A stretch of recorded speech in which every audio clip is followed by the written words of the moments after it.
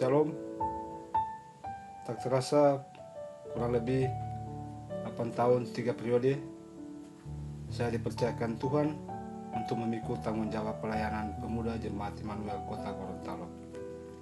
Suka duka dalam pelayanan, banyak cerita dan kenangan serta pengalaman yang saya dapatkan dalam keluarga besar pemuda Immanuel Kota Gorontalo, di mana itu membentuk pribadi saya dan karakter saya. Dalam pelayanan pemuda, berbagai macam karakter orang yang saya harus rangkul untuk bisa bersama-sama dalam melakukan pekerjaan Tuhan. Dan saya bersyukur kepada Tuhan telah melewati semua tugas pelayanan itu sampai dengan saat ini dengan baik. Meskipun saya akui banyak kekurangan dan kelemahan yang saya lakukan, namun Tuhan tetap memelihara saya sampai dengan saat ini. Pelayanan adalah anugerah Tuhan yang diberikan kepada kita.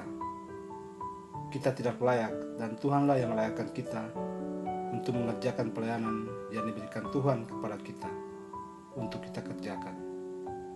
Yohanes 12 ayat 26. Melayani harus sungguh-sungguh dan serius, karena yang kita layani adalah Raja di atas segala raja.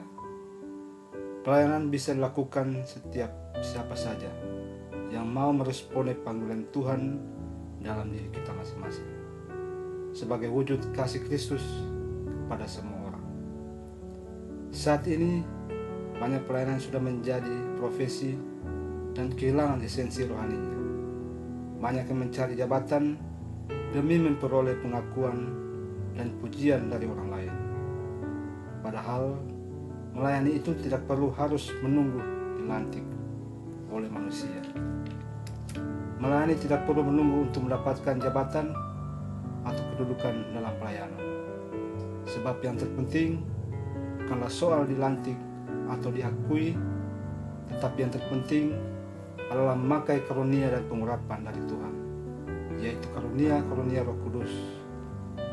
Oleh karena itu, pakailah karunia untuk dipakai tanpa harus menunggu untuk mendapatkan jabatan atau kedudukan dalam pelayanan.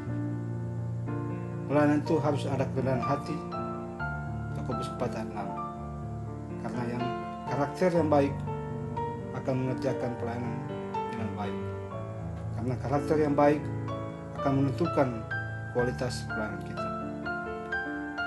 Pelayanan bukan soal menjadi ketua atau jabatan dalam sebuah pelayanan, tetapi bagaimana kita bisa memberi dampak bagi orang lain dan jadi berkat di mana kita ditempatkan. Memang pelayanan itu dibutuhkan ketulusan, di mana seringkali kita diperhadapkan dengan penolakan, cacian dan cercaan yang membuat kita lemah. Tapi semua itu butuh pengorbanan waktu, pengorbanan materi, dan harga diri. Dan semua itu harus kita lalui dengan kesabaran dan bersyukur bahwa Tuhan akan memampukan kita untuk bisa melewati semuanya itu dengan sebuah kemenangan. Hasil dari pelayanan kita bukanlah dari suatu materi atau pujian atau sesuatu karya yang hebat yang kita lakukan, dan bukan untuk menunjukkan bahwa kita hebat atau besar atau pintar, tetapi sesungguhnya ada dampak kehidupan yang kita berikan kepada orang lain. Apakah kita sudah menjadi berkat buat orang lain di sekitar kita, agar semuanya itu untuk kemuliaan nama Tuhan.